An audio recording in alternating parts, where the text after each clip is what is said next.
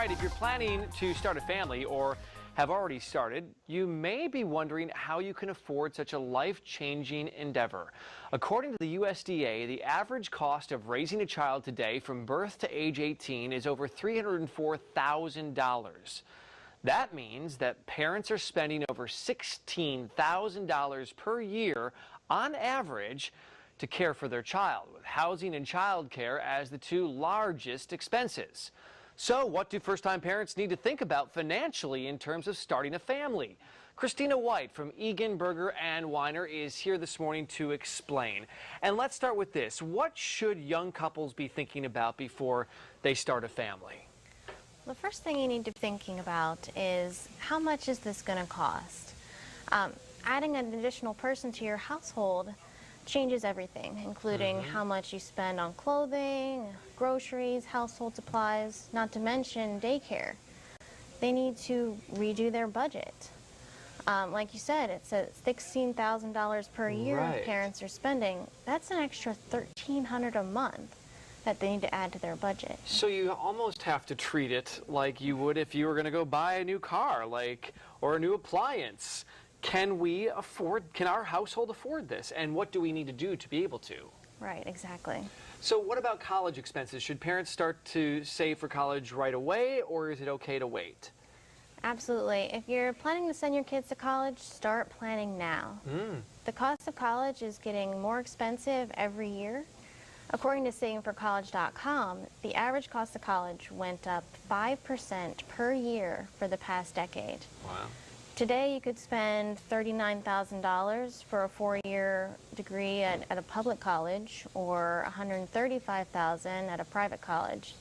But by 2033, when a child born today would be going to college, that's going to cost you $95,000 to go to a public college or $324,000 to go to a private college. So start saving now. Should parents have like an emergency savings account? We hear so many people these days, what's a savings account? No one really we're just trying to get by with life. So but should you have something? Absolutely. You need to have emergency savings of at least 3 to 6 months of your expenses. That way you can cover if anything comes up. Your car breaks down or you need an operation or something like that. The extra savings may also come in handy if you need to take off unpaid leave when the baby arrives. All right. Take additional time. What else can we do to make sure that our families are protected financially? You should evaluate your life insurance and your disability income insurance coverage. You need to have enough life insurance to make sure that your child's not going to suffer hardship if you or your spouse die prematurely. And you need to have long and short-term disability insurance. And a lot of people don't know this, but some disability insurance covers maternity. So if you do need to take off some extra time, the disability insurance may be able to make up the difference. That's really interesting. Is there anything else that we should be thinking about for people that are thinking about starting a family? Yes, you need to also have an estate plan. What's going to happen to your child if you or your spouse die suddenly? For young families, we recommend having at least wills, powers of attorney, healthcare powers of attorney, living wills, and guardianship documents drawn up by a licensed estate planning attorney.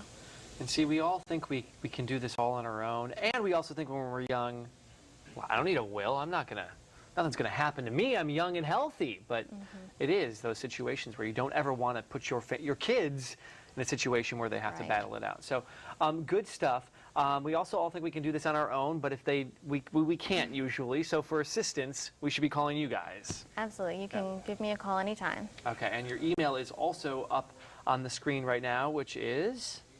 Yep, that's just cwhite@ebwllc.com. So if people are watching right now and they have a question, you're more than welcome to take their questions, right? Yep.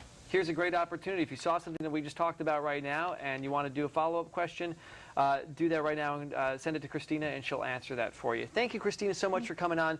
Really great and important stuff that we just talked about here. ebwllc.com is the website, or call them right now as well at 703-506-00300. We have more of Let's Talk Live right after the break, so stay with us.